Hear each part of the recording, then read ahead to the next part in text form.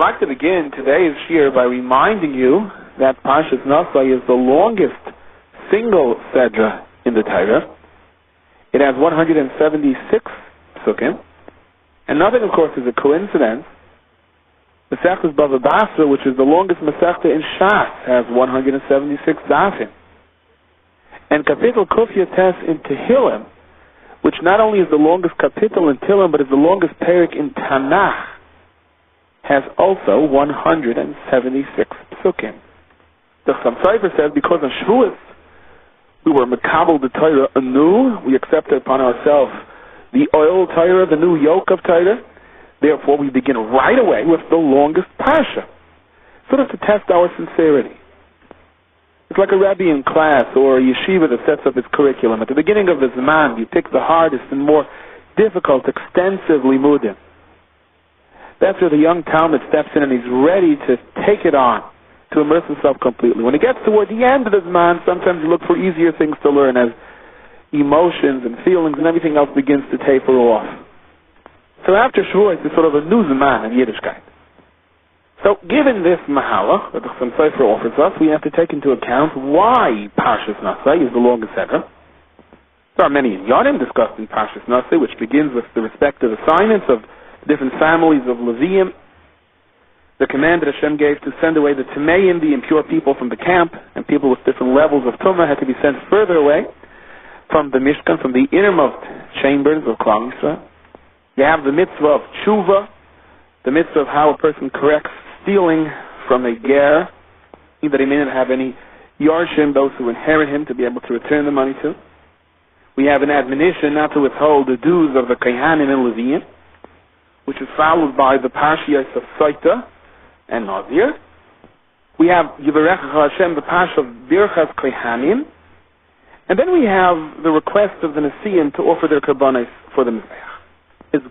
And despite the fact that all 12 donations were identical in number, weight, and measurement, and the Torah could have just described the first and then say multiplied by 12, the Torah repeats in a series of psukim exactly what the donations were 12 separate times. Why is this so? One sheet in the Medrash says that the Torah honored the Nesiim and demonstrated that every Yid's donation is equally beloved in Hashem's eyes. Had the Torah only described the first, that of Nachshon ben Aminadav said, and multiplied by 12, that would have sort of belittled the donations of the others. The other Nesiim, or the Shvatim represented by the other Nesiim, may have felt, all right, so we too. And to the Ravana Shalom, the donation of every year, the Mesivas Nefesh of every year, the mitzvah of every year has its own special chashivas, its own special little place, its own crown in Shemayim. And I think there's a very practical application to this. Very often, befrat large families, Baruch Hashem, you sit around the table. An oldest child says the Dvar Torah. By the time you get to the youngest child, or younger child, there's sort of a feeling like, come on, speed it up a little bit. We've already heard this Dvar Torah 3 times and twice last year. Now, of course, you're not going to say that, but your impatience, your shuffling in your chair, your asking like when the soup is coming in may indicate that. And then the child sort of has a feeling, why should I even bother next time taking my notes or trying to memorize it or singing my song or whatever is the student or child's opportunity to establish a certain sense of, I exist by a table. A Yid once observed, he was by Rabbi Yitzchak Elchanan, and there was an issue then of one of the best bachrim in the yeshiva that had been drafted, and Askanim were trying to get him out. And at first the opportunity seemed bleak, and then suddenly the news came that he received an exemption. So one of the bachrim came running in, knocked on the door, and he said to the Rav, to Rabbi Yitzchak Elchanan, Berish is out, he's free. And Rabbi Yitzchak Elchanan jumped up and the Imam grabbed this bachar and said, are you sure? Oh, Baruch Hashem, Gelayt the Heilig of Hashem, thank you so much for bringing me such wonderful news. 5 minutes later, another bachar came running and said, did the Rosh Hashiva here? Berish is free. And Rabbi Elchanan jumped up with the same enthusiasm and grabbed him and thanked him so much for bringing him the news. And this repeated itself maybe 6 or 7 times. Rabbi Elchanan explained, you see the eyes on that Talmud, the good feeling he has walking away saying, I brought to Rosh Hashiva the good news. After all, the Svarim Gdoshim say, when one person brings good news to another, it's nislavish in him, a nitzutz, a spark of Eliyahu Navi. When someone brings you good news, you're sort of forever indebted to that person. There's always a certain pleasantness every time you see him. You recall that special union in time where he represented something so pleasant. So Reb Elchanan wasn't going to rob that from many of the people because of a trivial matter like he's already heard the story 6 or 7 times. So that's sort of the feeling over here as well that we're getting. The Medrash is mashma from the Ramban, but the Kadosh Baruch Hu repeated it 12 times to show how every donation is precious to him. Another mahalach that the Mefarshim explain why the donations of the Nesiim are repeated 12 times instead of saying 1 times 12 is that although in terms of numbers, in terms of weight, in terms of how much, they were all identical, but the thoughts and intentions accompanying each carbon may have differed. Each Nasi with his Ruach HaKodesh chose the gifts and measurements that symbolize various different traits of the people that he represented. It is said to Reb Chaim Volozhiner, if you can count up how many Shemoneh Esrei were recited by Klal Yisrael from Matan Torah until when Mashiach is going to come, every single person 3 times a day, on Shabbos 4 and on Yom Kippur 5. If you add up all of these Shemoneh Esreis, no 2 Shemoneh Esreis are alike. In our own life, we see every Shemoneh Esrei is different. For a variety of different reasons. We're supposed to be growing. Our Madrega and Ruchnius is never the same. And also our situation in life constantly changes. Circumstances that surround us, challenges, difficulties, worries, concerns, things that we're happy about, things that we're hopeful about, surprises, pleasant and chas v'shalom otherwise. They change from hour to hour.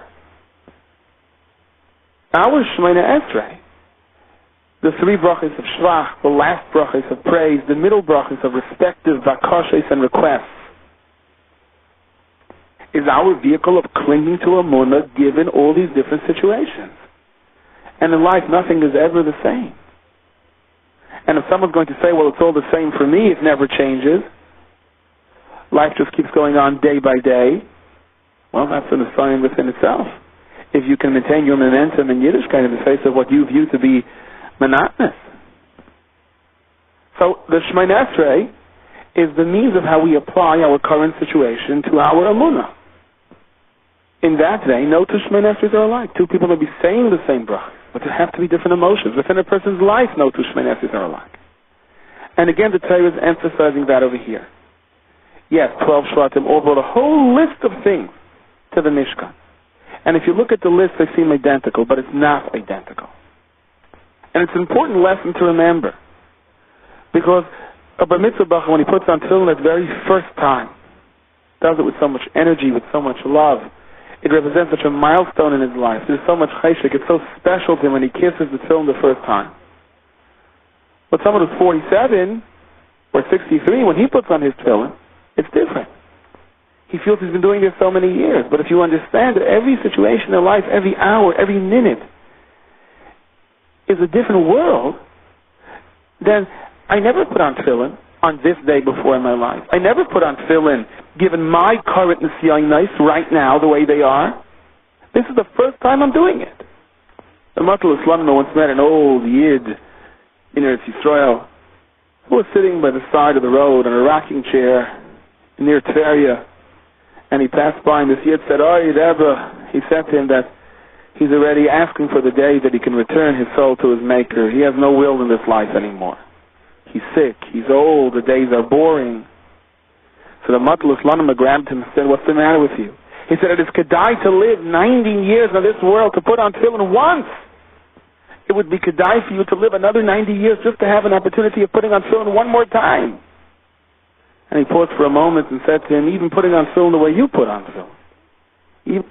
Because for you, there can be nothing more important than putting on tefillin the way you put on tefillin."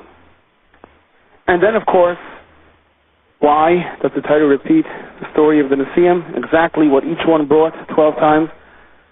Rashi elects to teach us this lesson. And of course, Rashi is our Rebbe. Rashi is the one who picks for us out of the Midrashim, the simplest lesson, the most important lesson, the lesson that has to structure the very essence of our lives. Rashi says the Nesiim got together and had a meeting and decided they were going to put on uniforms.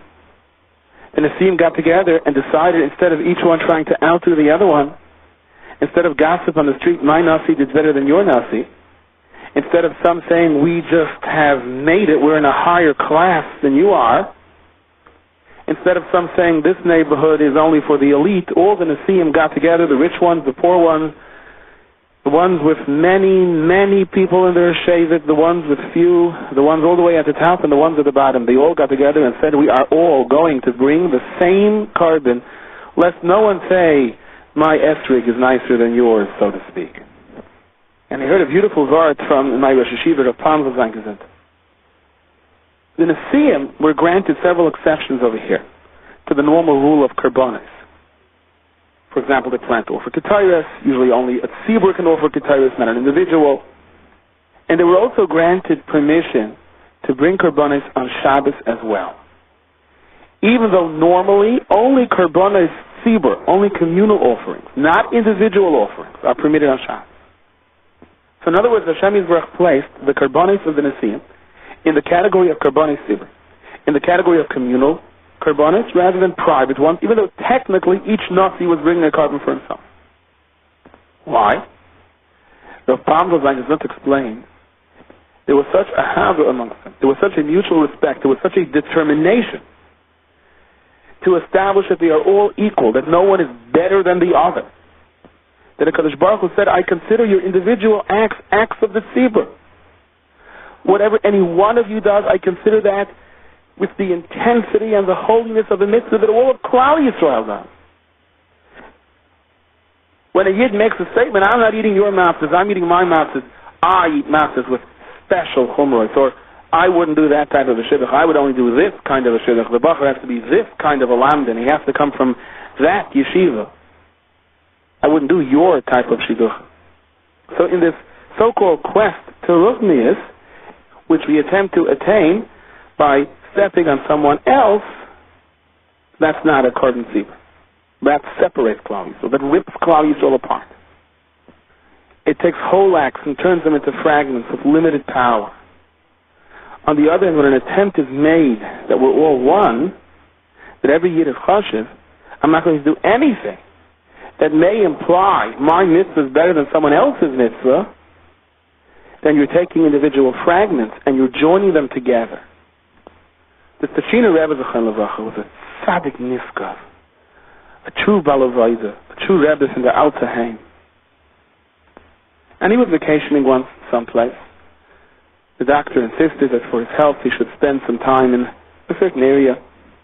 And there were local balabatim that lived there, and some of his close chassidim came to daven with him as well. The local balabatim were local balabatim, fine Jews, not very learned people, most of them Holocaust survivors that had enough Mesiras Nefesh of retaining their Yiddishkeit. They would come to Shul Shabbos morning, and their davening wasn't with the intensity that the Rebbe and some of his close Hasidim were used to. So when some of the Rebbe's closest Talmidim came with him once for Shabbos, and they experienced the davening there the first night, so they said to the Rebbe they would like permission to make a separate minyan in the basement.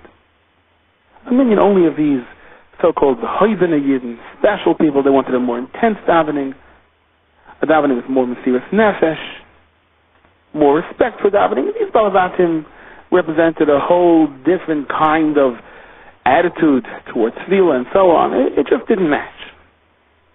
So the Rebbe told them as follows. He said, listen, you can get up at 5 o'clock in the morning. You can learn for 3 hours. You can title yourself. You can sit down and you can say that Eber Melech Tefillah, Kodim L'Tefillah, where a person cries his heart out and is mechave to all the heavenly realms to synchronize everything. It should be just right when he begins to Shemay Esrei. And you can daven, Koiloisu Brakim, you can daven with lightning and thunder. And at the end of davening, you'll look up at the other people davening upstairs and you'll say, now our davening was a davening. I mean, those people there, for that one machshava that you'll have at the end, the whole davening is not worth it. It's not worth it. It's not worth taking the chance. And it's interesting to note that the children of Yisachar, they were the elites of Klal Yisrael. They were the members of the Sanhedrin. They were the Talmidei Chachamim. They were the Lamdanim. They were the Rosh Yeshiva. And it was the Nasi of Yisachar, was Nesanel ben Suyr, who made the suggestion they should all bring the same carbon in order to prevent any jealousy. In order to prevent the situation of Cain and Hevel, the first carbon in the world, where one did try to outdo the other, and as a result, so much churban, so much pain. And the Chavetz Chaim calls it a fascinating medrash, which is really along the lines of what we were saying. HaKadosh Baruch Hu had such nachas ruach from this suggestion, from this agreement by the Nesiim, that they weren't going to try to outdo each other, that HaKadosh Baruch Hu said to them, Atem asisem ba'ofen kezeh, you came upon this idea of everyone doing the same thing, kedei shetiyu kulchem ahuvim zeh lezeh, v'loitipol kinah v'sinah b'nechem, there should be no jealousy or hatred amongst you. As a result, the Kadosh Baruch Hu says, add me to the list. Kechu oisi gam kein beinechem. And how did this manifest itself? The Kadosh Baruch Hu's presence within them. So the Medrash says, V'etin lechem ha-Shabbos shli. Kadosh Baruch Hu concludes, I will give you my Shabbos. And as the Chavetz Chaim understands it, it refers to this inyan that they were able to makav their personal carbon even on Shabbos. The Kadosh Baruch Hu says, your private karbanis has the kedusha of karbanis sibur. And the Chavetz Chaim points out a fascinating thing. This attempt by the Nesiim to join together actually was sort of making amends for what they did wrong the first time. In Parshas Vayakeh, the Nesiim didn't run to donate what was needed, the raw material for the Mishkan, because they reasoned, let Klal Yisrael first bring, and whatever's left, we'll finish off. In other words, there's an attitude of, Klal Yisrael probably won't bring enough, and don't worry, I'll finish it off, or you'll finish it off afterwards. And at the end it backfired, because Klal Yisrael brought even more than enough. They had to stop them. They couldn't even do anything with all the material that was brought. It was overflowing. So there was a problem. What should the Nesiim bring? So at the end they brought the Avnei Shoyam. And the pasuk says over there, the Nesiim Heviu, that's all. No 12 separate parshias describing in detail what they brought, just the Nesiim brought. And not only that, the word Nesiim isn't even spelled with all of its letters. It's spelled without the Yud. So the Chavetz Chaim explains to them, Shana Rashi this way, why is it spelled without a Yud? Because L'maisa they separated themselves from the people. Let the commoners bring first, and we'll be the heroes. We'll finish off their deficiencies. As a result, what did they get? Dr. Chavetz Chaim explaining Rashi over there, even the word the Hanesiim Haviu that the Nesiim brought isn't even spelled out completely. It's missing a Yud. And this is the rule. When you separate yourself from the masses, you lose your own essence.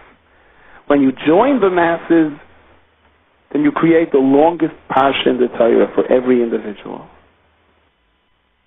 The Gemara tells us in Masechtas Shabbos that a potential ger came to Shammai and he said, I'm interested in converting, but only in one condition, that you make me, and he was interested in nothing less than being the Kohen Gadol.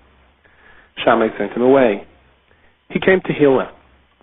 Hillel said, okay, but first you have to acquaint yourself with the laws of Judaism, not to mention the complicated laws of Kahuna. Slowly they learned.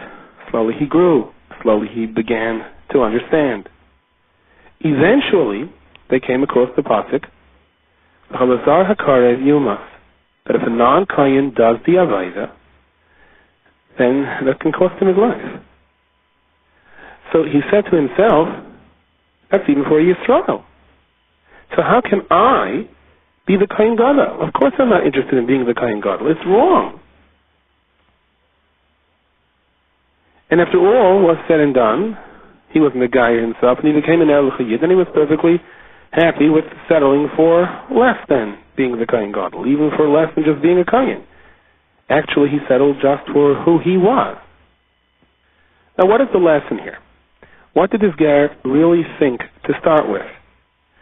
I mean, anyone who has ideas like this, that he has to accept the position of Kohen Gadol, anything less he's not interested in, obviously has a certain mindset, a certain pattern of thinking, a unique kind of personality. What suddenly made him change his mind? But the emphasis is a Mayadika Alshach in this week's parasha that could perhaps shed light on this. In this week's parasha, we see the boundaries that are set up, but not around Klal Yisrael, rather within Klal Yisrael. There was the innermost camp, the Machne Shechina, which had the highest degree of Kiddusha, that had the Mishkan. There was the Machne of the Leviim that surrounded it, and the camp of the Bnei Yisrael that surrounded the Leviim. Later on, when the Yidden would come into Eretz Yisrael, you would also have the same three Machnos. The Beis Hamikdash itself, the main court of the Beis Hamikdash, the Azara, was called Machne Shechina. The Har Habayis is the equivalent to Machne Leviah, and the entire city of Yerushalayim would be equivalent to the Machne of Yisrael. If someone was Tamei Nes, then he was not allowed to be in Machne Shechina, but he could be in Machne Leviah, and for sure in Machne Yisrael. Other types of Tuma, like that of a Zav, he cannot even come into Machne Leviah, but he is permitted in Machne Yisrael. And then you have the Mitzayra, who has the most severe Tuma. He's Badat Yeshev Mechutz LaMachne. He is not even allowed into Machne Yisrael. The one who speaks Lashon Hara, he is completely expelled from all three camps. Rashi stresses that this parsha was said B'Yom Shehukam HaMishkan, on the day that the Mishkan was set up. On Rosh Chodesh Nisan, the Mishkan's last inauguration day, the end of the Shivas Yimei HaMiluyim, that is when the Rebbeinu Shalom told Moshe Rabbeinu about the three camps. What is the connection over here to particularly on the day that the Mishkan was pressed into service and the establishment of these different boundaries? Now, of course, simply speaking, you needed a Mishkan to establish the Machne Shechina. But the Alshach stresses another connection over here. It was to avoid a terrible misperception. Imagine what it felt like if you were a Yisrael. The day has finally come, we have a Mishkan, and now the Shivas Yimei HaMiluyim are over. We're going to see what Klal Yisrael is going to look like for the future. And suddenly, we're given instructions, and signs are put up. Here is Machne Shechina. This is the place where the Kohanim dwell. Reb Yisrael, if you want, you can come here, but remember, there are limitations. Then the Yisrael is sent back a little further, and he's told, here is Machne Leviah. Here's where the Leviim dwell. And where should I live? I, the simple Yisrael? Way back, all the way on the outside. The Yisrael may get the feeling, being that I'm just a Yisrael, so therefore I live in an area that has no Kiddusha whatsoever. I mean, after all, we see that the Rebbeinu Shalom set up the Mishkan, where there's a tremendous amount of holiness. There's an exterior boundary to the Mishkan, which has a lesser degree of holiness, and us Yisrael, and we're relegated to where there is no Kiddusha. I mean, if there was Kiddusha by us, how come the Mishkan can't be in our territory? How come we can't live over there? Not understanding what this is all about may have led some of the Israelim to draw the conclusion that we're not allowed into the club. We're on the outside. Therefore, on the very same day, and that's why the Alshach says, Rashi stresses this, Parsha zu nemra b'yoyim shehukam HaMishkan. Simultaneously, as soon as Klal Yisrael got this map, and they were taught that there's a Machne Shechina, and that there's a Machne Leviah, and that there's a Machne Yisrael, right there and then, before they would have a chance to draw any conclusions, they were taught another Parsha. Certain types of Tumah demand that they stay out of Machne Shechina. Another type of person who's Tamei cannot even be in Machne Leviah. And then you have a very basic kind of Tumah, the Mitzayra, who is not allowed into Machne Yisrael. Why isn't the Mitzayra allowed into Machne Yisrael? So our camp also has Kiddusha. The Rebbeinu Shalom dwells amongst us too. The Mitzayra, as a result of his Lashon Hara, creates an atmosphere of Tumah around him, and the Kadosh Baruch Hu says, you cannot dwell in Machne Yisrael. Why? Because my presence, HaKadosh Baruch Hu says, is in Machne Yisrael. The same way it's in Machna Levi and Machna Shechina. That's why you have to stay on the outside until you do tshuva. Of course, the Kadosh Baruch Hu is everywhere, but we're talking about in terms of the manifestation of Kiddusha. Once Klal Yisrael realized this Indian which they were taught right away, that their camp also represents Hashras Hashchina, so they understood, the Kohanim has their Avodah, they have to maintain a certain level of Kiddush at all times. The Leviim have their Avodah, and we have our Avodah. And that's why it says, the Al-Shach HaKadosh, the Pasuk stresses, the Tameim have to leave. They should not be Metama the Machna where I dwell within them. HaKadosh Baruch Hu dwells within Machna Yisrael also.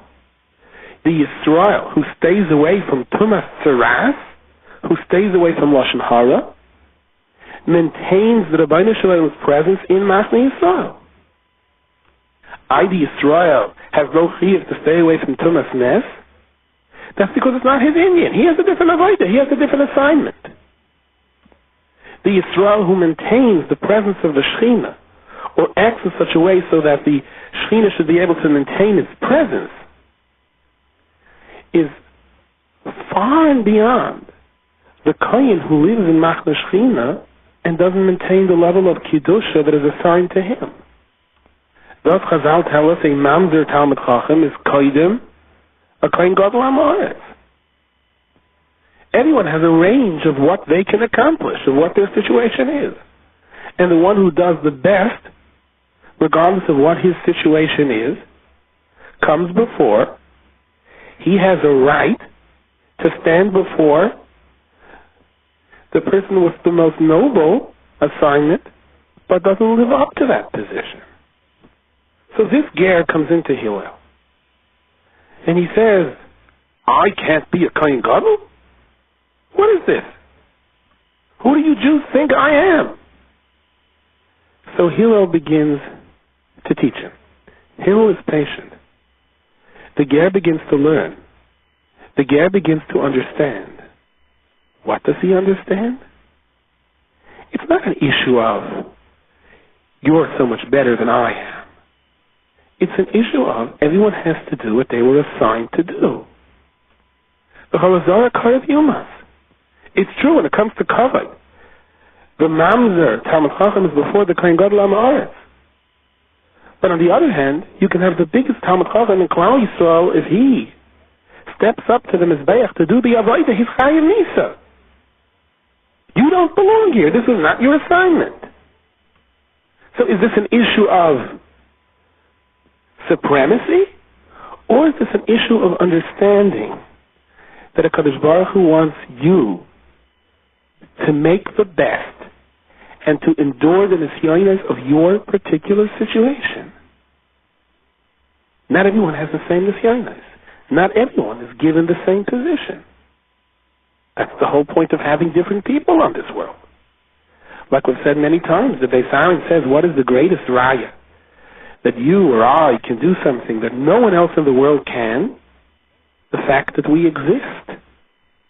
If you or I can do something that someone else can, that someone else can accomplish, then the Kodesh Baruch Hu would have not made us. Everyone has his own assignment. One person is assigned to Machna Shechina, the other is assigned to Machna Yisrael. It doesn't make one person better than another.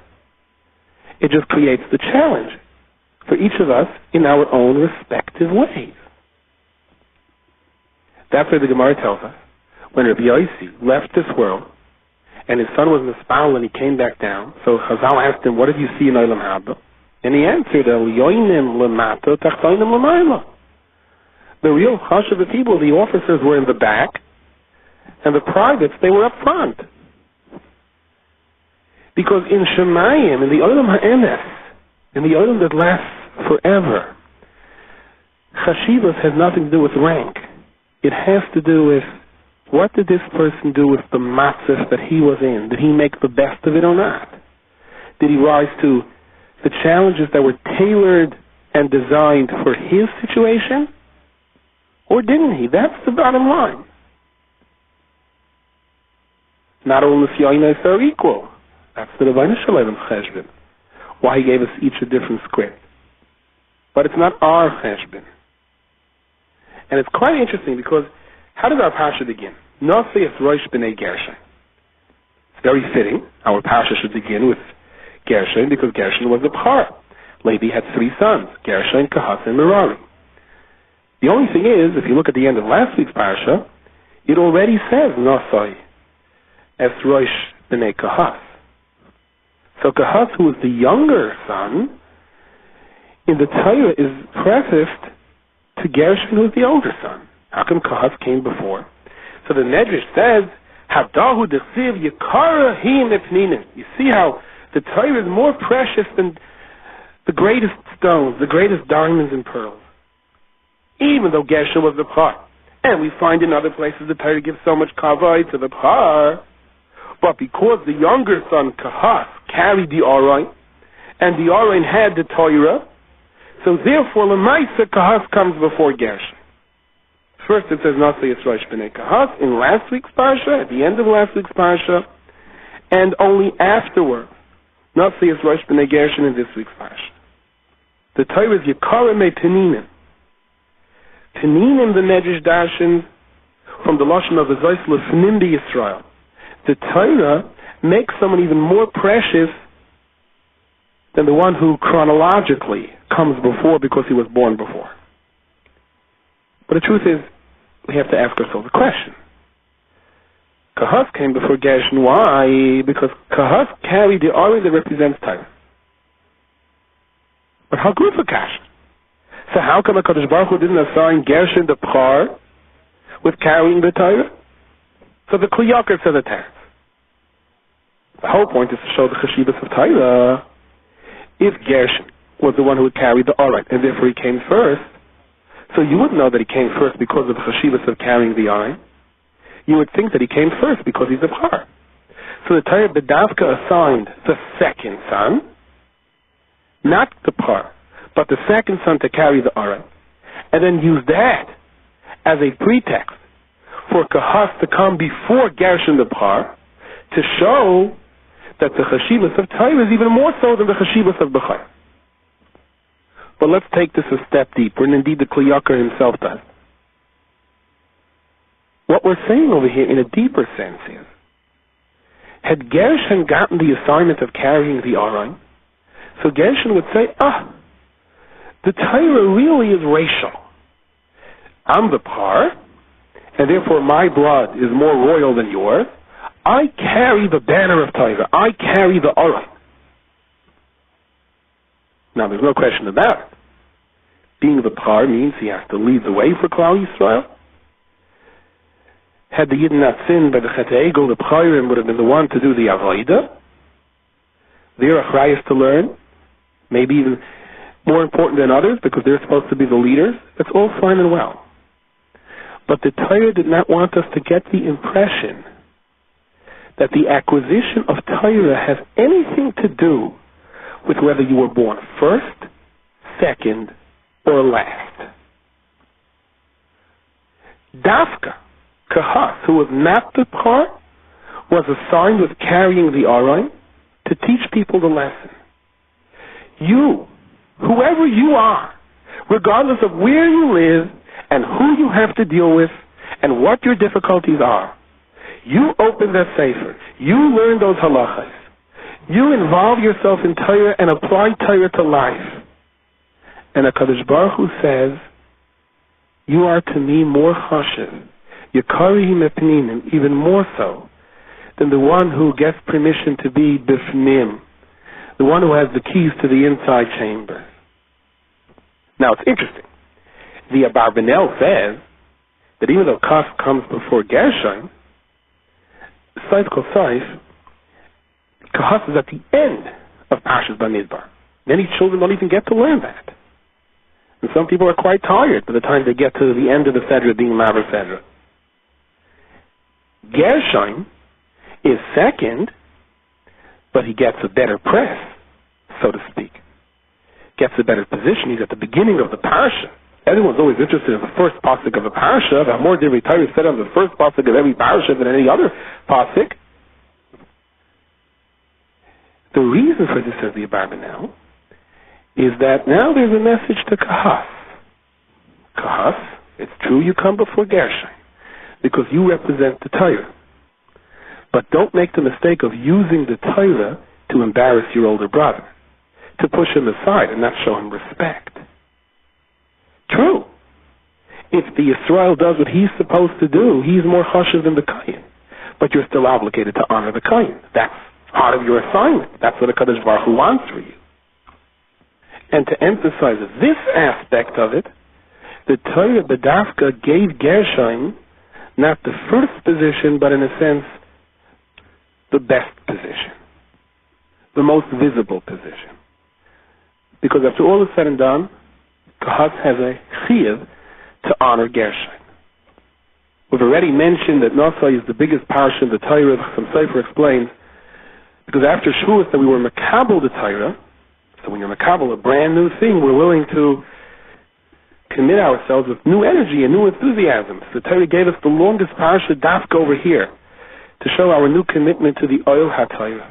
And indeed, may HaKadosh Baruch Hu help, but that commitment should continue through the long summer. My father once told me a story that he heard as a young man. One person asked another, who became the new Rebbe? The previous Rebbe had passed away as a certain Chassidus. And the other man answered, someone who is a tremendous Erlich Hayid, who has a wonderful heart, someone who is willing to give of himself completely to others, a Talmud Chacham, a great tzaddik. He became Rebbe. Really? Anything else about him? Yes. He also happens to be the previous Rebbe's son. In other words, he meant to say in that order and not the other way around. The Mefarshim ask a kasha.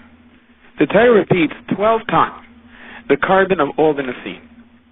And Chazal tell us, even though it was exactly the same carbon, but because the Nesim got together and decided that they were not going to try to outdo each other, there would not be any kina, there would not be any jealousy, there would not be any showing off. Therefore, the Torah says, that to me, that uniform that you decided to put on so that no one feels embarrassed is more chashuv to me than anything else. I will repeat the very same carbon, the series of things that they brought 12 independent, separate times. And that's one of the reasons that Parshas Naso is the longest section, because the Torah repeats it 12 separate times. But is it true that there are absolutely no differences in all of the 12 Nesim? By each of the 12, the pasuk introduces every respective Nasi as just that, the Nasi. For example, by Yoim HaSheni Hikriv Nesanu Ben Suar, the sea is Saskar. By Yoim HaShlishi, Nasi Livnei Zvulun, Aliyah Ben Chaylan, and so on. There's only one of the 12 Nasiim who it appears is not introduced by his title, and that is being the Nasi. And who is that? Out of all the Nasiim, it's the very first one. The pasuk begins, "Vayhi hamakriv bayoyim harishon es karbonoi Nachshon ben Aminadav leMata Yehuda." It's not even mentioned clearly that he is the Nasi of Mata Yehuda. Now, Nachshon ben Aminadav, the very first, Nachshon ben Aminadav, the most famous, perhaps the most chashuv, doesn't even get the official title over here as Nasi spelled out. So in our Shia now, we will explore several answers. First, from the Archaim HaKadosh. The reason the Torah doesn't mention Nasi, says the Archaim HaKadosh, is because Nachshon ben Aminadav was worthy of being the first, even if he wasn't the Nasi for Shevet Yehuda. In other words, what's the Archaim HaKadosh saying? Had the pasuk said Nachshon ben Aminadav Nasi, that would indicate that we are according this tremendous honor to Nachshon ben Aminadav due to his official title. That's not necessarily a mile, because sometimes that means that the person himself may not be as great. However, he is the official leader, and therefore we honor him as a way of respecting the people that he represents. That's not to say that the other Nasiim were not great, but there may have been others who were just as great as they are. But we're honoring them because they're the official Nasi. When it comes to Nachshon, the Archaim HaKadosh, the pasuk wants to make this very clear. He was a tzaddik, he was the one that was Meiser Nefesh himself for Klal Yisrael, he jumped into the Yam Suf first. He was from the leaders of Klal Yisrael. He was deserving to be the first one. And Agav, as you and I know, he was also the Nasi of Shevet Yehuda. But that's not the reason he was Makir first. He was Makir first because his name was Nachshon. He happened also to be the Nasi. And then the Yochanan HaKadosh suggests something else. This is a kitzur of what he says. You have people that assume an official title of responsibility. It comes with prestige. It comes with honor. They're very distinguished. And then they by the dinner, you're called up front. They sit oidenar. But you have to wonder. Suppose there was a need for someone to jump into the fire for Klal Yisrael, to be Meiser Nefesh himself, or to sacrifice himself. Would he also be pushing himself to go first? Nachshon proved himself. When it came time to jumping into the Yamsuf, he was the one that went all the way up until his nose and said to the Rebbeinu Shalom, this is what I can do. Everybody else panicked. Nachshon charged forward. So the pasuk is reminding you, now that it comes to accord him the great honor of being the first Nasi to be makriv in the Mishkan, this is not just a person that is here when it's time for kavod. This is the issue now, that he is the Nasi and deserving of diplomatic status. He's Nachshon. He's the one that was first to jump into the Yamsuf. The first to jump down for Klal Yisrael is deserving to be the first to be lifted for Klal Yisrael. And furthermore, the Yochanan HaKadosh explains that Nachshon, in his mannerism, didn't act differently than the rest of the Shevet. He didn't walk around with a pump, I'm the Nasi. Clear the way for me.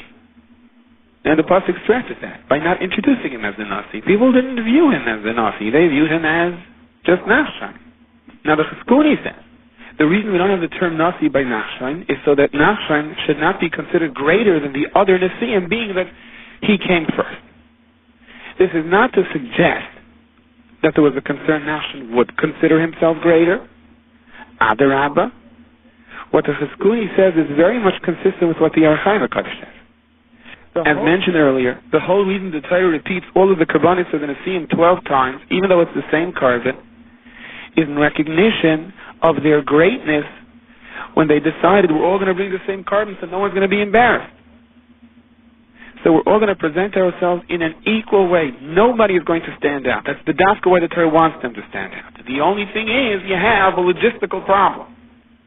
Someone's going to have to be first. And the whole point that the Nasiim wanted to teach Klal Yisrael and to bring out this in themselves is no one is first, we're all equal, so what do? So therefore Nachshon himself presented it in this way. I'm going to go first.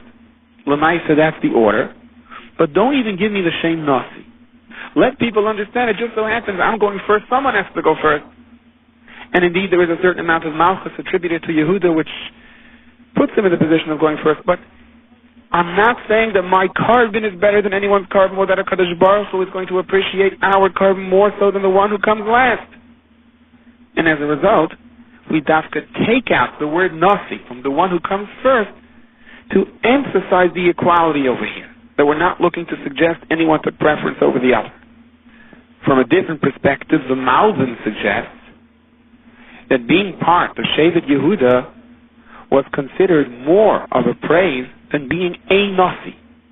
But if you think into what the Malbim is saying, again, it is consistent with what we were saying till now. We read in the Megillah, Ish Yehudi Haya V'Shushan Abira. So everyone asks the kasha, what do you mean Ish Yehudi? Mordechai was not from Shevet Yehudi, he was from Shevet Binyamin.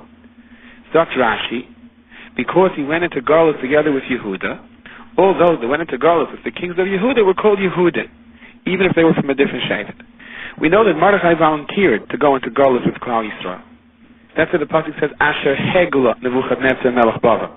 Because he saw so many Yidden being taken away and he was concerned they would not have a madrich, they would not have a guide to show them the way in Galus, so he volunteered to go into Galus. In other words, he's called Ish Yehudi because he emulates the act of Yehuda. Yehuda was not embarrassed to admit that it was he in order to save the life of Tamar and her children.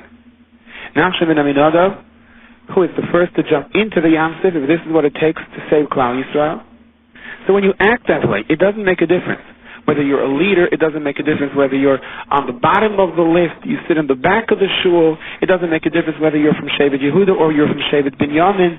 Automatically, you are considered the epitome of what being a Yid is all about. A Yid that is Meiser Nefesh himself for others takes precedence over anyone else, regardless of what kind of a yichus he has or who he is or where he comes from. And that is what the pasuk is suggesting here too. Nachshon ben Aminadav's Maila was, he was Lamata Yehuda, never mind his official title, and any Yid can be Zoicha to this. It doesn't make a difference if you're the Rav of the Kehillah or you're the baker of the Kehillah. And I say baker, not to put down bakers, but it just comes to thought, a story which I've shared with you several times, but it's one of the most moving stories I have ever heard. There was a baker in a certain town, and he used to be up all Thursday night, and he would sing a song that he's baking L'Kavod Shabbos. An old man. Some said he means L'Shem Shemayim, others said he's looking for attention. Some called him Erloch, others called him naive. But all Thursday night he would bake L'Kavod Shabbos Kodesh and sing a song, and people used to come and watch him. It was one of the sights in town. Then when the Nazis took the entire town and pushed them into a shul and sealed the doors, there was no air, there was no food, there was no water. One by one, they started jumping through the windows and running for the woods, and the Nazis made a game out of it. As soon as their feet would hit the ground, you would hear the rat-tat-tat of machine gun fire. Some made it to the woods, others didn't. Some of the young people tried, the older people didn't even try. Then Thursday night came, and the old man started making his way, the old baker, toward the window. And people started saying he's insane. The young ones aren't making it to the woods. The Germans are cutting them down. Where are you running? And others said, let him run. It is better to be Chalei Cherev than Chalei Rav. He'll die an easier death being shot. He jumped. The Germans tried to shoot him. And amazingly enough, he made it into the woods. But what was much more amazing than that is, several hours later, once again, they heard machine gun fire. They couldn't figure it out. No one had jumped now. And then they saw somebody was running toward the shul. The old man was dodging the bullets, jumped through the window, came into the shul with a huge, big package, and he started handing out little challahs to every single person there, screaming, Yidden, I baked this L'Kavod Shabbos Kodesh. No, he wasn't the Nasi. He wasn't the Parnes Hakol. He wasn't the president of the Kehillah either. But he was the Yid amongst them. And that is what the Pasuk is emphasizing over here. The greatness of Nachshon is Yehudi, more so than anything else. Rav Schwab takes a completely different approach as to why the Pasuk omits the term Nasi for Nachshon. And this is also something that represents what a Yid is, because no one could have possibly thought of this. These words are Shir Ruach HaKodesh. How come everyone else is called Nasi, yet when it comes to the very first, the Nachshon ben Aminadav, the Pasuk says, V'hi Makir b'Yamarishin es Karbani Nachshon ben Aminadav l'Mata Yehuda, and the word Nasi is not there, Dr. Schwab. Nachshon's sister was an Avelus. Nadav and Avihu just passed away. He knows that his sister is crying. He is coming now and taking honor and saying, this is my big day. Now the trumpets are playing for me. How can he do that? He wanted to show her that he feels for her tzar. He wanted to be mishtatev in her pain. The truth is, the Machaber Paskins in Hilchas Avelus, Siman Shin Ayin Daled Sivav, Kol Misha Misabel Olav, Misabel Imai. Like for example in this case, if Nachshon's sister Elisheva is sitting Shiva because she lost her son, Nadav and Avihu, and Elisheva and Nachshon are so close, they're sisters and brothers. Kamishem is Abel Olav. If Nachshon would have lost his sister, he would sit Shiva for her. So this relative that is so close to him is now crying over a child of hers. Therefore, Misabel Ima. That means that Nachshon himself should sit Shiva together with his sister. Not continuously. Dafka ba'oidei b'fanav. Dafka in front of his sister. In other words, he should show his sister that he is crying with her, that he feels the same amount of pain. Now, l'halacha, this doesn't apply to all relatives. And the Ramah says today we are noheg to be mekel in this particular kind of avelus. It is only off the kavod of the misablim. And the minik today is that the person who is Rahman al sitting Shiva is Michael, doesn't want his relative to also have to sit Shiva because of him. But umikal makam, the Ramah says, Nahagu, the custom is, kol kroive, hames, hapsulim, leliedis. Anyone who is so close that it would be possibly edus, it would be possible to testify for or against this person, marim ksas avelus ta'asman, kol shvuah rishayna, until after Shabbos. In other words, even though we don't officially sit Shiva with the person, but when a relative is sitting Shiva, you don't go dancing, you don't go accepting awards. And even though you may argue that Moshe Rabbeinu instructed even Nadav and Avihu's brothers not to be noig avelus on this day of Chodesh Nisan, Moshe Rabbeinu told them, Roshechem al tifro, Don't let your hair grow long. Don't rent your garments. So you can ask a kasha. If Moshe Rabbeinu instructed even the brothers of Nadav and Avihu not to be noeg avelus, how could Nachshai, even in a mild, abstract way, show some type of avelus? So this kasha we can answer with the famous story about Reb Chaim Oizer. A guest once came to Reb Chaim Oizer in the middle of Sukkot. And Reb Chaim Oizer told him, you can go downstairs to the sukkah. Outside it was terribly cold. There was a blizzard going on. Reb Chaim Oizer was not well. I cannot go down, but I'll show you where the sukkah is and I'll send down the food for you. A couple of minutes later, Reb Chaim Oizer came walking into the sukkah, wrapped in his coat and blankets. So the guest said, Rebbe, why are you here? So Reb Chaim Oizer said, I made a cheshbon. It says, Taka, a mitzvah is potter min ha-sukkah. And because I cannot take the cold, I'm potter min ha-sukkah. But it doesn't say that a mitzvah is potter on the mitzvah of achnasas archim. And therefore I should sit with you a couple of minutes while you're eating. So we can use the same terrace over here. True. Mitzvah the din of avelus, they were told not to be noeg avelus. Even Nadav and Avihu's brothers were told not to be noeg avelus. But this din of avelus, which isn't a real din of avelus, it's just to show that I am mishtata with the tsar of a relative, that my sister's pain is my pain. This is the achnasas archim. You can be potter on the sukkah, but not have the achnasas archim. Moshe Rabbeinu never exempted anyone from this. On the contrary, Kol Beis Yisrael yivgu es esreifa shesaraf Hashem, and particularly the relatives. So again, getting back to what Rav Schwab says in the Sefer in the End Beis HaShe'eva, that is why the word nasi does not appear over here. To emphasize and to tell us that Nachshon played it down a little bit, feeling the pain of his sister. There was a certain person in Yerushalayim that the Brisker Rav trusted with watching the flour for his matzahs. You could imagine that in Brisk, Shmura matzahs had to be Shmura matzahs, completely watched, non-stop. And there weren't many people that could live up to that standard of Shmira. But there was one person that the Brisker Rav trusted. And all matzahs were delivered to his house. The year the person passed away, a delegation came into the Brisker Rav to sort of ask what they should do now. Whom should they trust? And the Brisker Rav directed that the matzahs should once again be delivered to this man's house. They said, who's going to watch it? The Brisker Rav said, there's nothing to discuss. When his almana will realize that the matzahs aren't coming this year, it's going to emphasize once again the loss of her husband. I cannot take that tsar on my achrayus. Let the flour be delivered over there. Her family will watch it, don't worry. This is the greatness of the Nesiim of Klal Yisrael. When they know to drop, to turn nasi. Along the same lines that Rabbeinu Bechaya points out, that in Nachshon's carbon, the lashon of the pasuk is, after it says, V'hi makriv b'yem rishon es karbani, Nachshon ben Aminadav lamata Yehuda, it says, V'hi karbani, and his carbon was, kares kesev achas, and so on. By all the other Nesiim, it does not say the Karbonai, and his carbon was. Rather, the Torah states the name of the Nasi, and the pasuk says, Karbonai, and his carbon was this and this. Why the extra Vav over here by Nachshon? Schacter Rabbeinu Bechaya, Vav represents a Vav Achibur, and, as if it's not an independent thing, but I represent the Shevet, and me and them together, I'm part of them.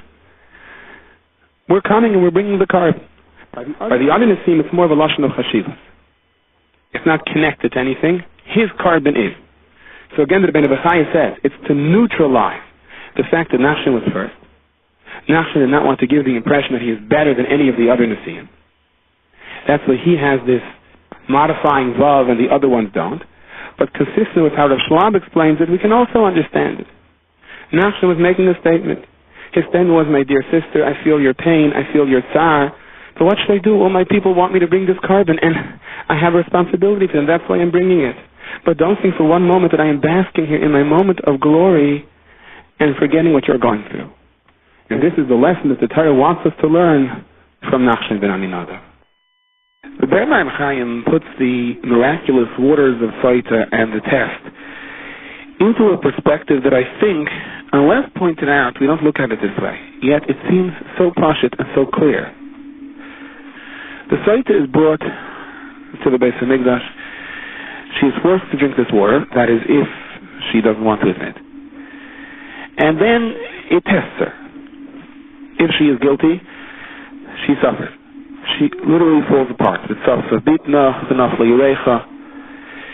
she is innocent,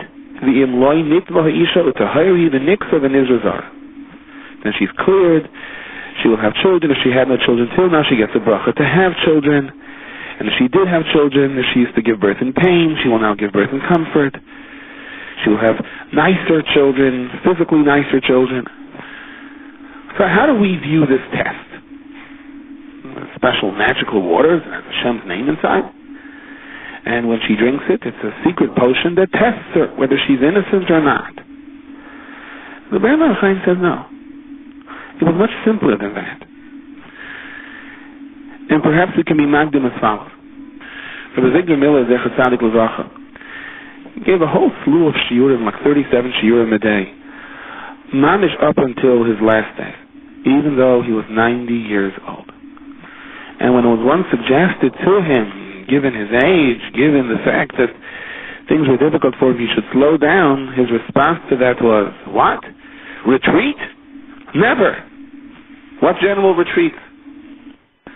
He also used to say, when people would pressure him to come to an event, to come to a simcha, I would love to, but what can I do? I'm preparing for an exam. Of course, the exam that he was referring to was the din of the cheshbon that one has to face li'achar ne'ez yesrim shana. If you go over to someone who's in college and you say, can you please come with me? And he says, I'd love to, but I'm preparing for an exam. People have the greatest derech with that. He's preparing for an exam. Listen, he needs the credits. He has to pass the course. He has to get his diploma. His whole future depends on this. He should give away everything that lies ahead of him just so he can come with me to an event. How can I expect him to be makriv chai olam for chai isha? Everyone has respect for that. But if you live your whole life with the reality that ultimately you're preparing for an exam, then you begin to measure time differently. Then suddenly there's time for 38 shiurim during the week, whether you're giving them or you're going to listen to them. But more important than that, when you live your life preparing for an exam, you're ready for the exam.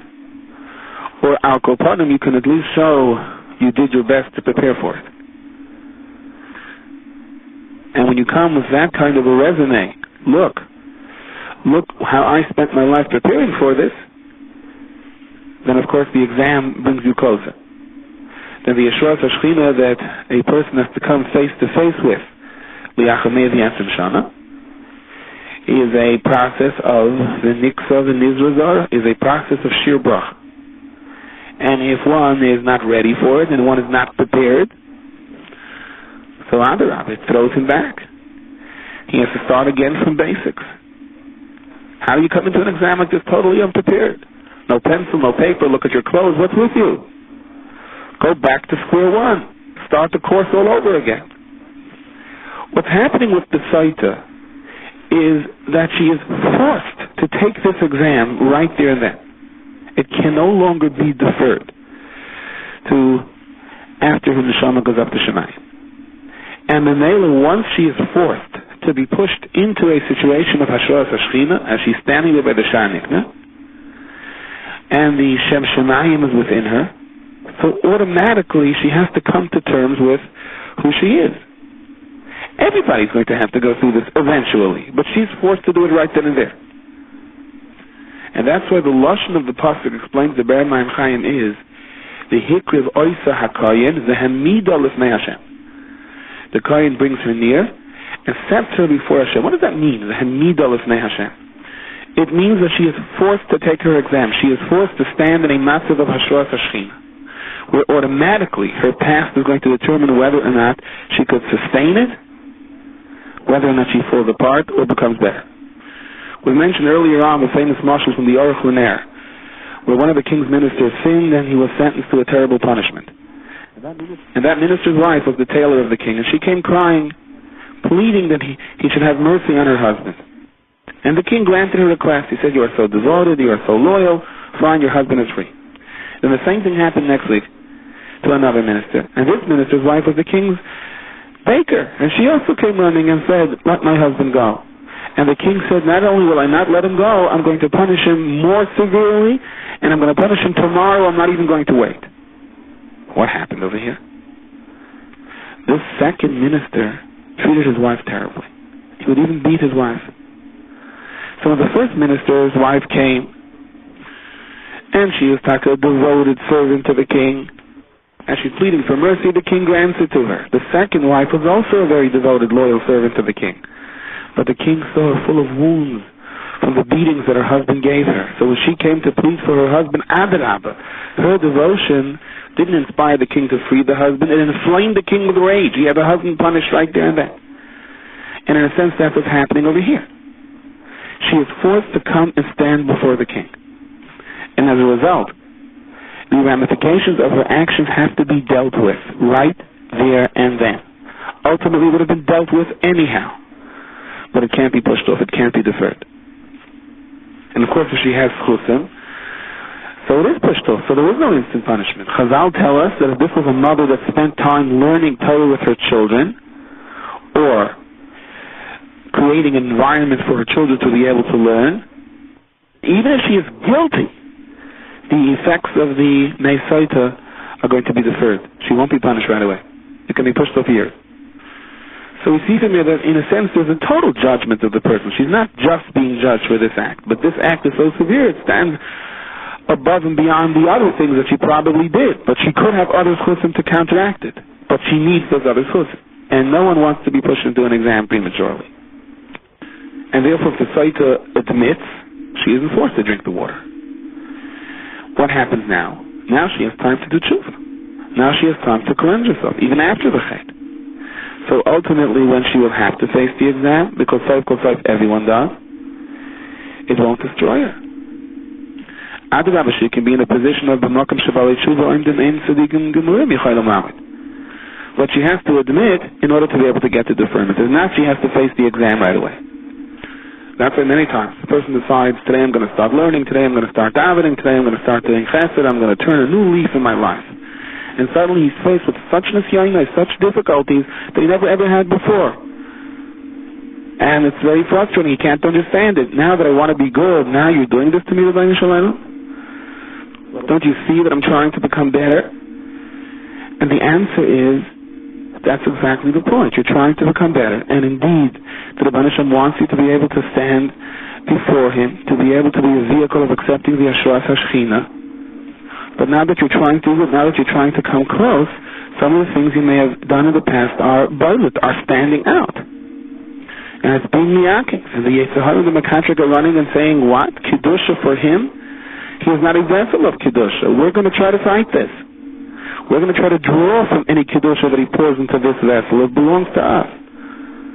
And the response of a person has to be perseverance, no retreat, continue on.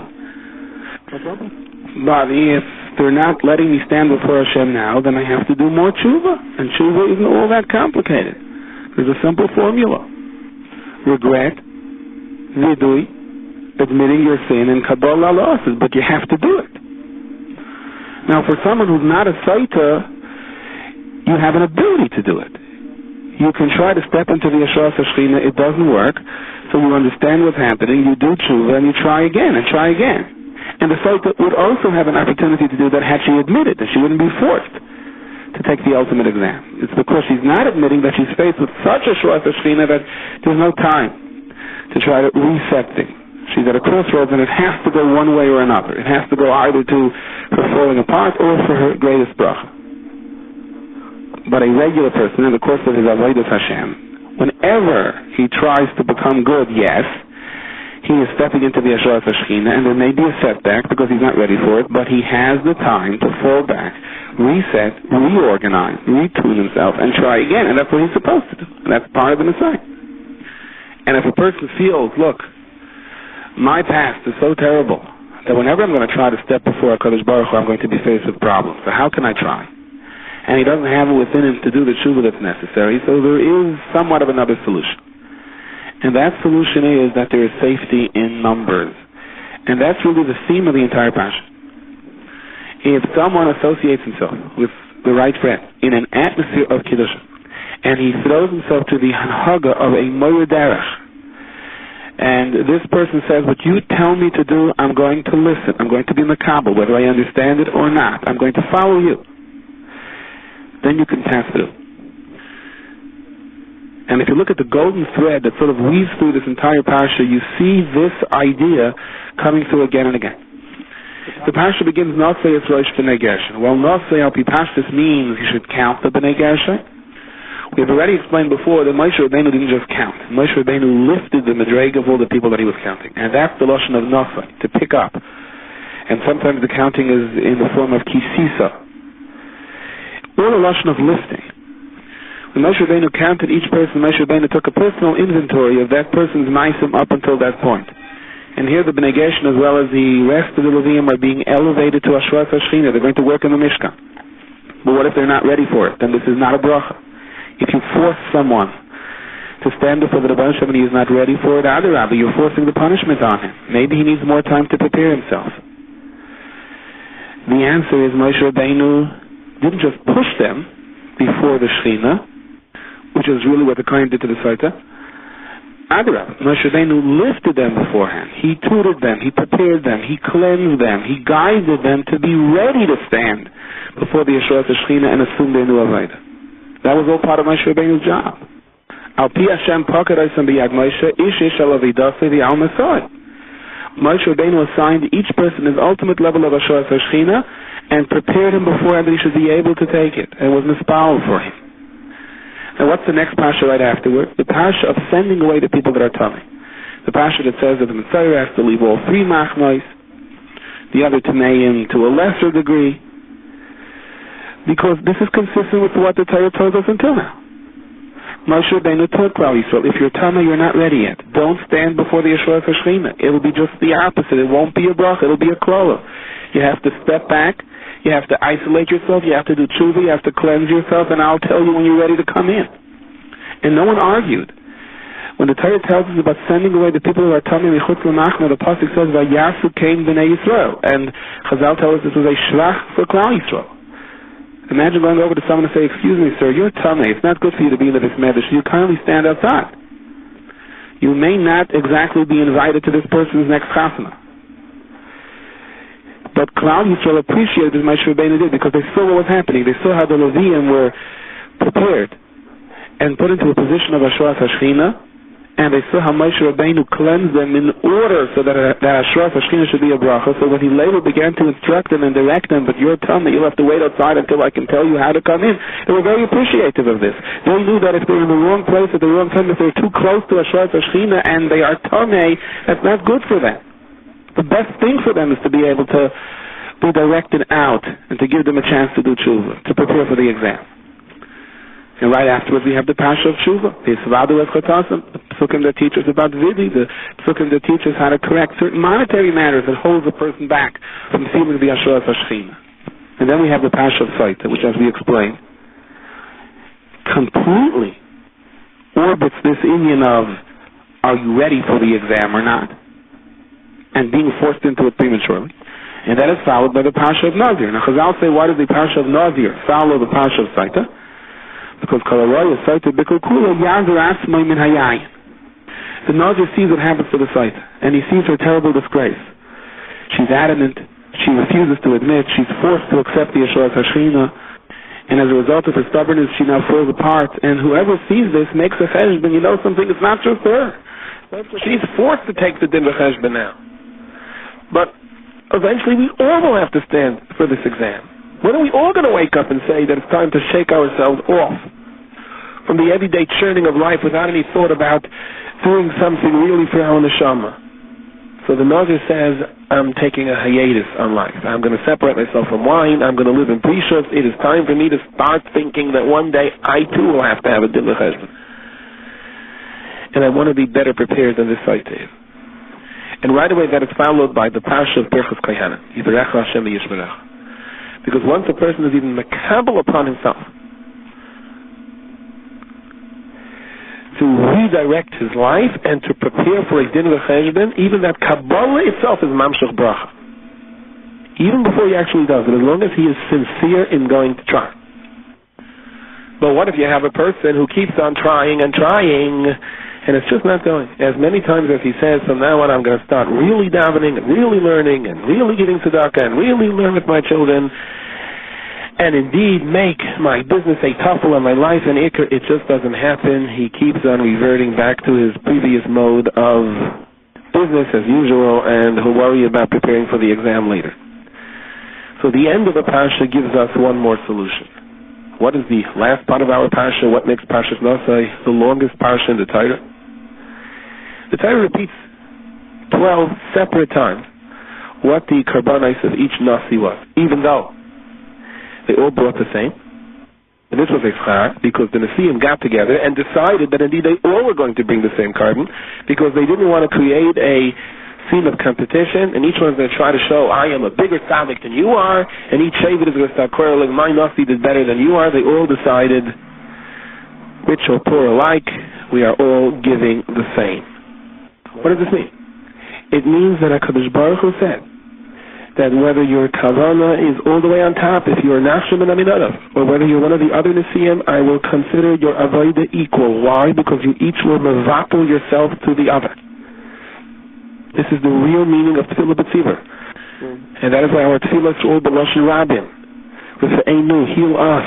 Baruch Aleinu, give us bracha. The more a Yid thinks in terms of us, as opposed to me, then the greater the Yeshua Hashchina, and the greater there is a sort of leveling out in Hashemayim.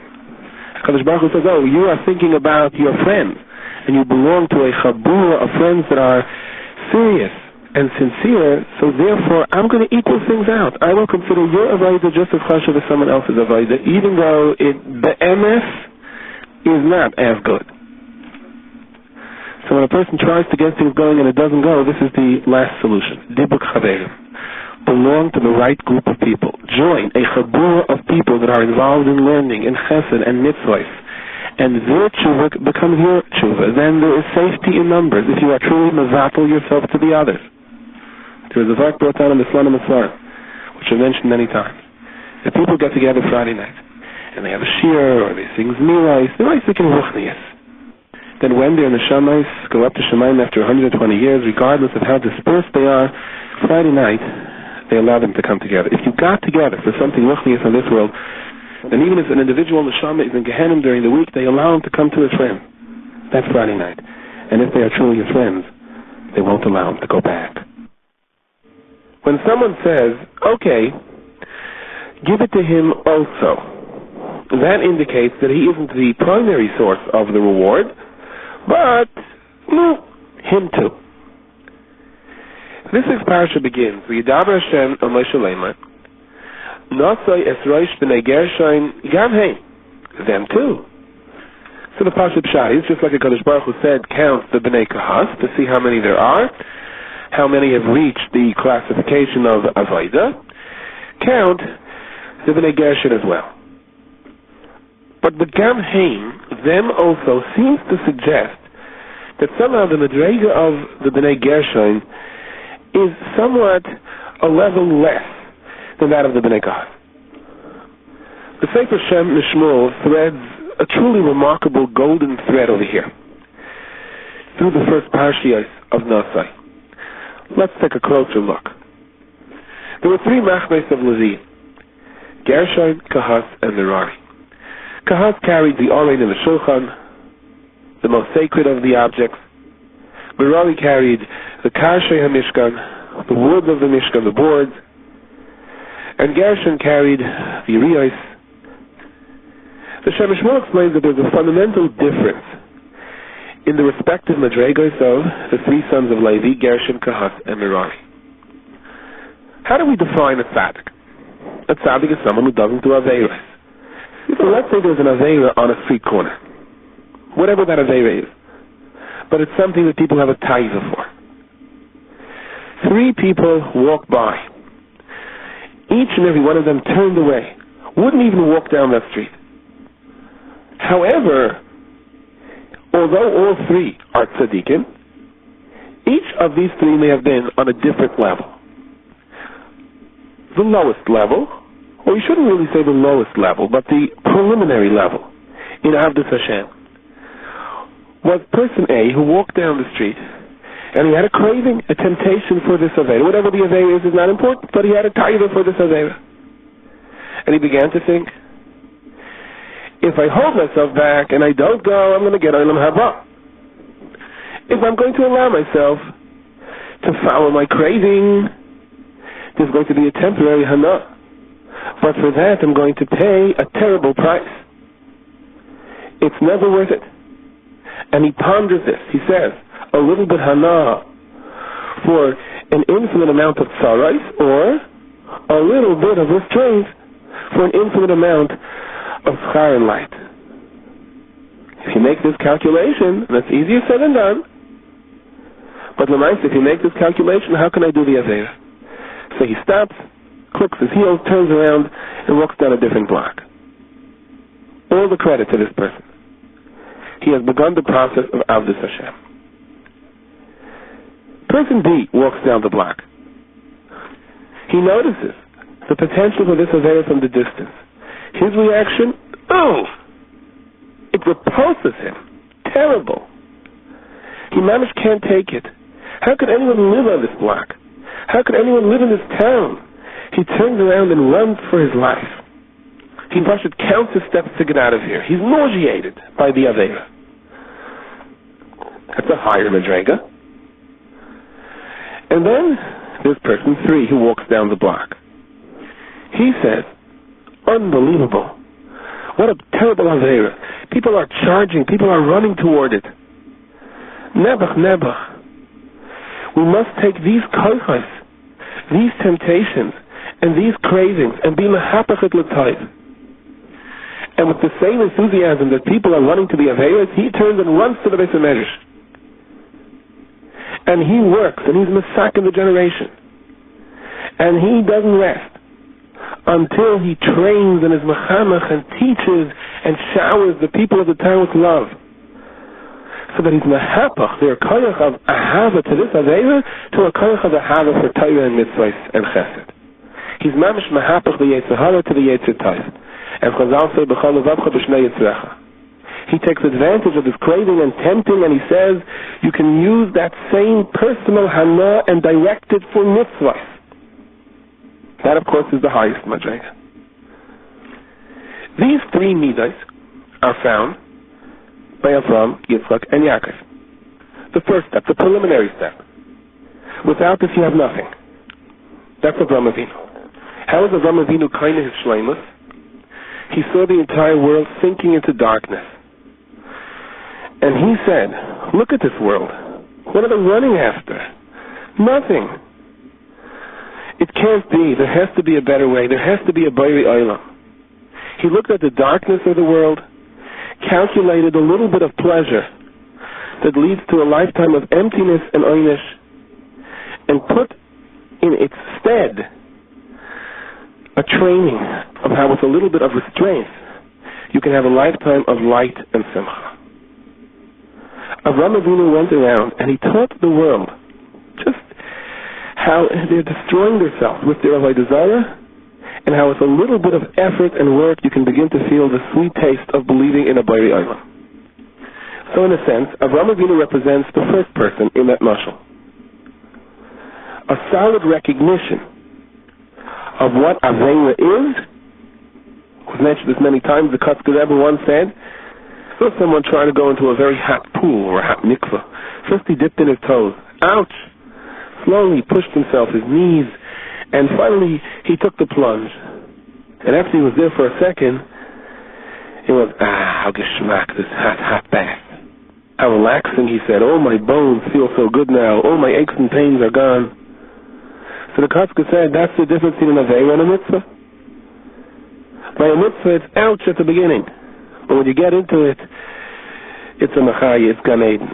And Aveira is just the opposite. It's geschmack at the beginning, but once you're trapped, it's tzaras from there and on.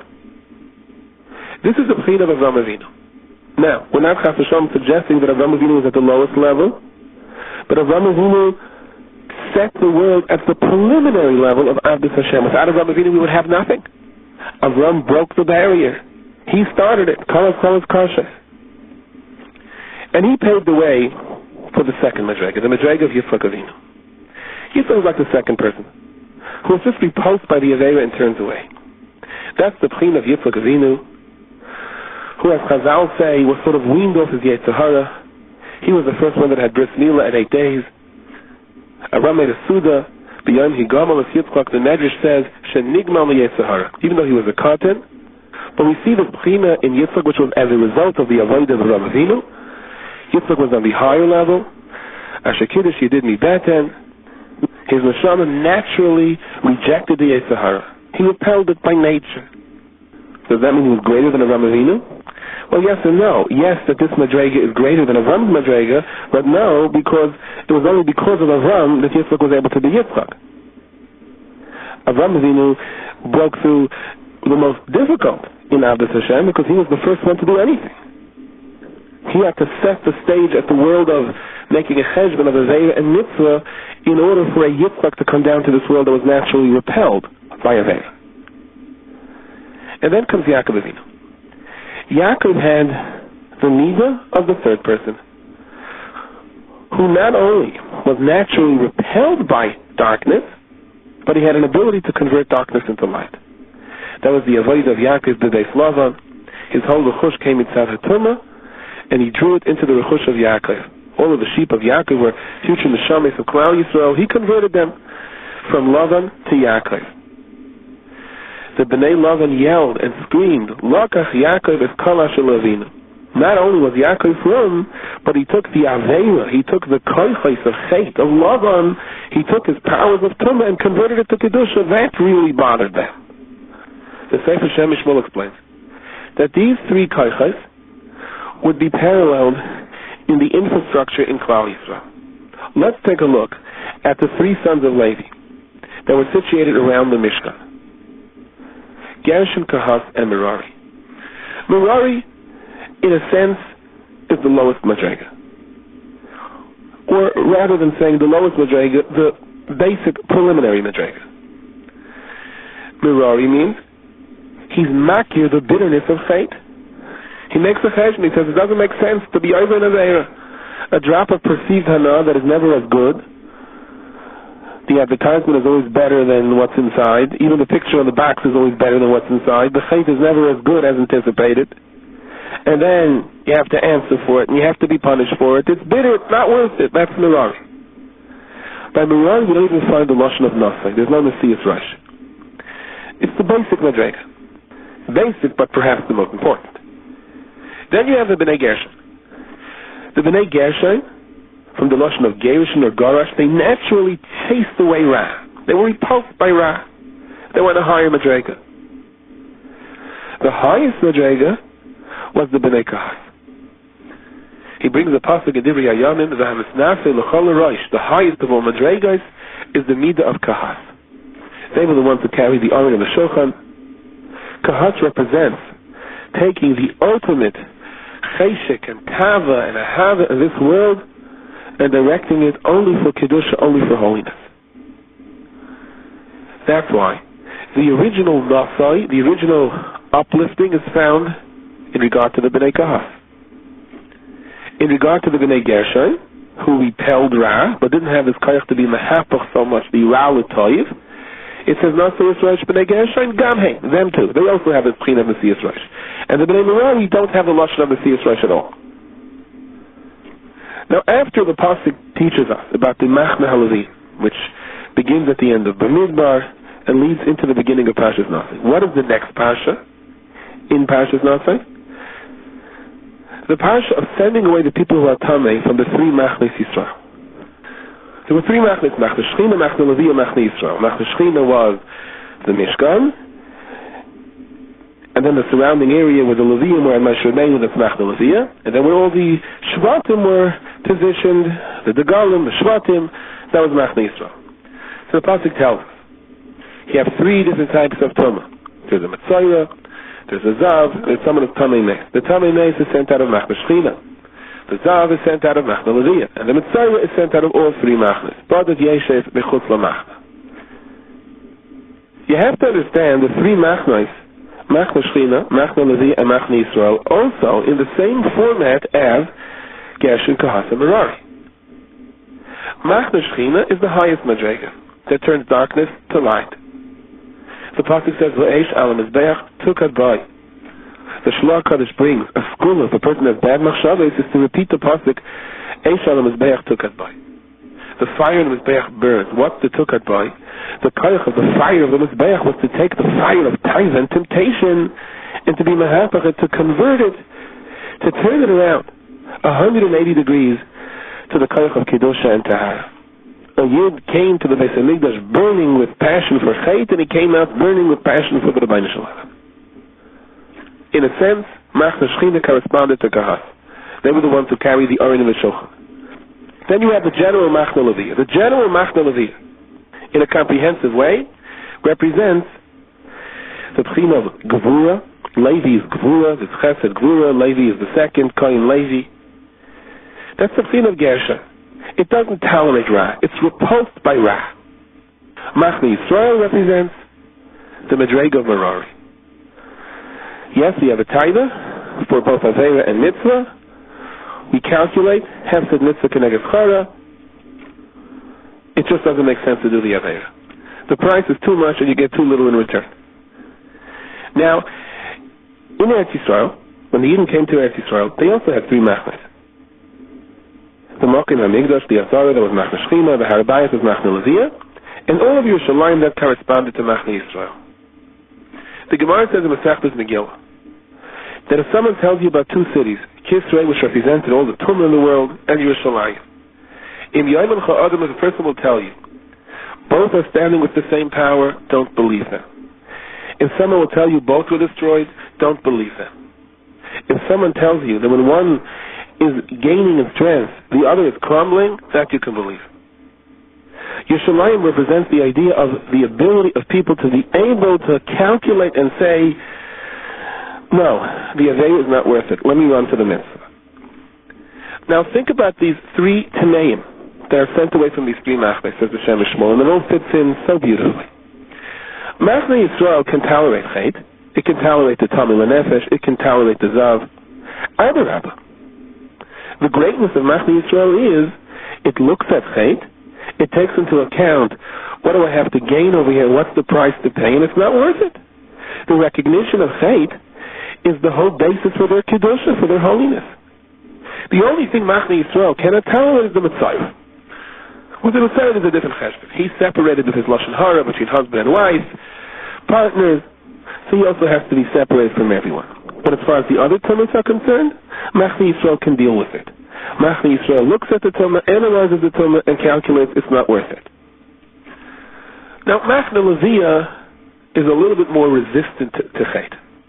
The Zav, who represents the person, Shetuma Yaitza Olav Migufay, it doesn't go good with Machne Leviyah. Machne Leviyah says, I can't take this.